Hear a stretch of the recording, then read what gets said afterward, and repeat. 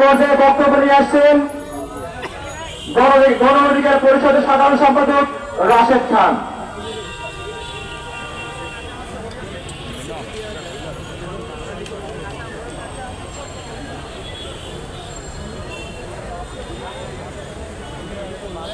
আসসালামু আলাইকুম।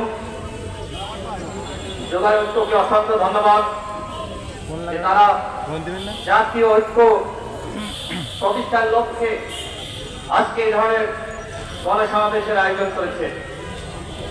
ইতিমধ্যে অনেকে বক্তব্য রেখেছেন, আমার পরে অনেকে বক্তব্য রাখবেন।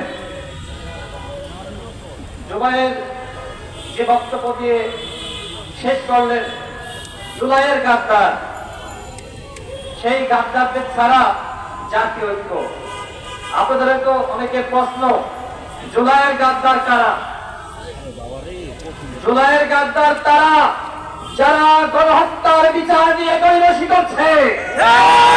জুলাইয়ের গাদ্দার তারা যারা জুলাইয়ের চেতনাকে বিক্রি করছে। জুলাইয়ের গাদ্দার তারা যারা এখনো পর্যন্ত শহীদের তালিকা তৈরি করতে পারে নাই।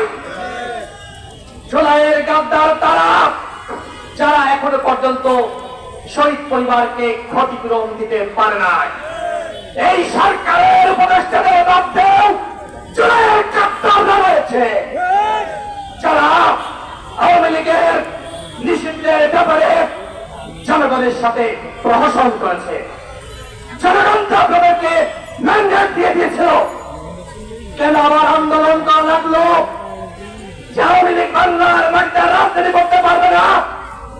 এদেশের জনগণ 5 আগস্ট রায় দিয়ে দিয়েছে আওয়ামী লীগ নিষিদ্ধ।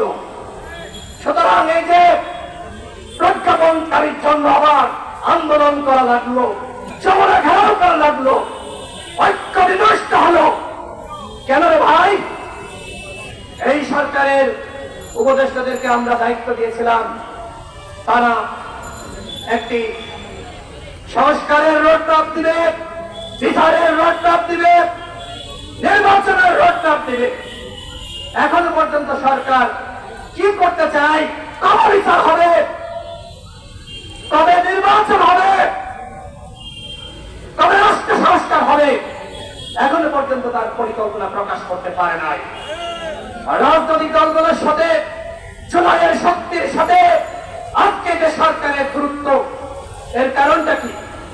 জুলাইয়ের সমস্ত শক্তিকে দূরে ফেলে দিয়ে কতিপয় কথিত মাস্টার মাইন্ডের পরামর্শে তারা সরকার পরিচালনা করতে গিয়েছিল।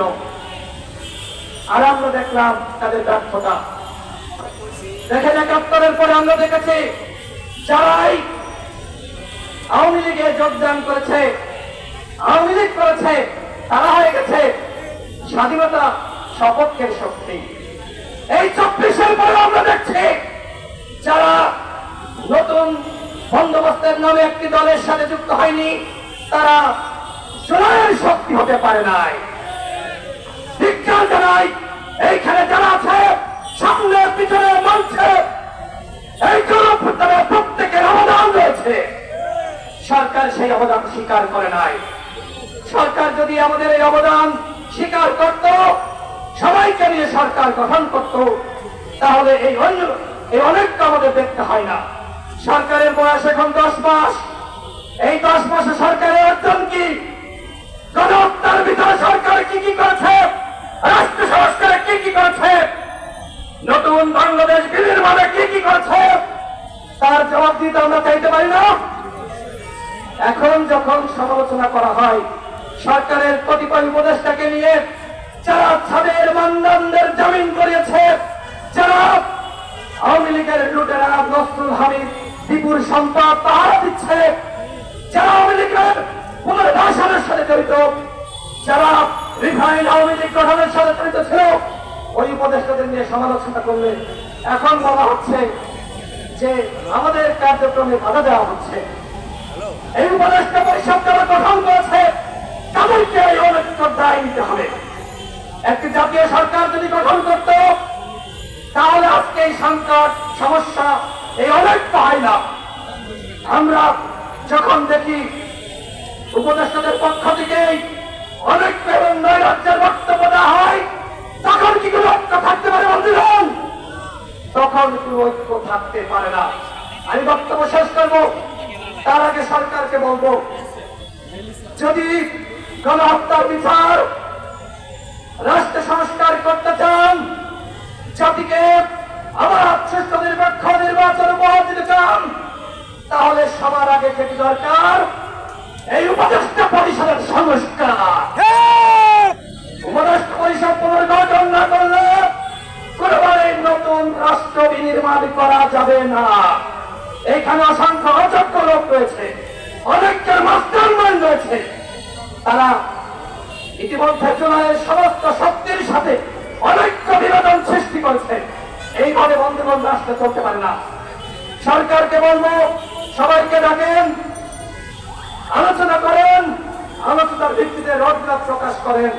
সরকারের মধ্য থেকে আজকে মিষ্টি মিষ্টি কথা বলছে, আজকে মানবিক করিডর নিয়ে চক্রান্ত চলছে, আজকে চট্টগ্রাম বন্দর নিয়ে চক্রান্ত চলছে, আজকে সেন্টমার্টিন নিয়ে চক্রান্ত চলছে। আমাদের স্পষ্ট কথা, কোনোভাবে এই বন্দর নিয়ে এবং একই সাথে মানবিক করিডর নিয়ে ছিনিমিনি খেলা যাবে না। জনগণের ম্যান্ডেটের বাইরে গিয়ে কোনো সিদ্ধান্ত নেওয়া যাবে না। সর্বশেষ কথা বলবো, আমাদের এই যে তরুণরা, যুবরা, যুবায়ের মোতাবেকরা, সাথীরা যে আন্দোলন করছে, এই আন্দোলনের সাথে আমরা সংহতি জানাই।